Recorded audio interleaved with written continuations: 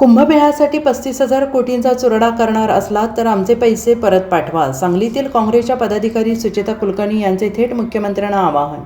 QR कोडही पाठवला. नाशिक येथे होणाऱ्या सिंहस्थ कुंभमेळ्यासाठी 35,000 कोटींचा चुराडा करणार असाल तर आमचे पैसे परत पाठवा असे आवाहन करत सांगलीतील काँग्रेसच्या महिला पदाधिकारी सुचेता कुलकर्णी यांनी थेट मुख्यमंत्र्यांना आव्हान दिलं आहे. आणि विशेष म्हणजे कुलकर्णी यांनी QR कोडही पाठवत जनतेचा पैसा कुंभमेळ्याला देऊ नका असे आवाहन केले.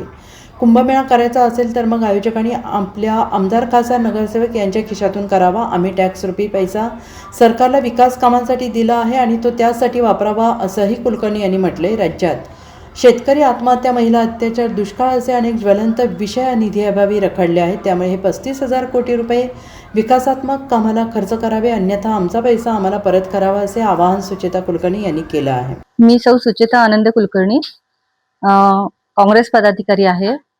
देवेंद्र फडणवीसांना माझं एक आवाहन आहे की त्यांनी जे काय आता कुंभमेळ्यासाठी 35,000 कोटीचा खर्च करायचं सांगितलेलं आहे, तर तो पैसा आम्हा जनतेचा टॅक्सच्या स्वरूपामध्ये वसूल केलेला आहे आणि ते पैसे खर्च करायचा त्यांना काही एक अधिकार नाहीये.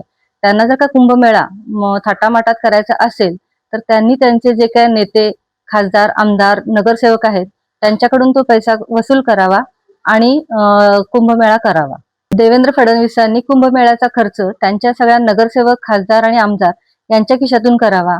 तसेच महाराष्ट्राची जी 14 कोटी लोकसंख्या आहे, लोकांना मी आवाहन करते की ज्यांचा या 35,000 कोटी खर्चण्यासाठी विरोध आहे त्या लोकांनी आपापला QR कोड मुख्यमंत्र्यांना पाठवून द्यावा. कारण का हा आपला हक्काचा आणि कष्टाचा पैसा आहे. हा पैसा वायफळ खर्च होतोय असं मला वाटते.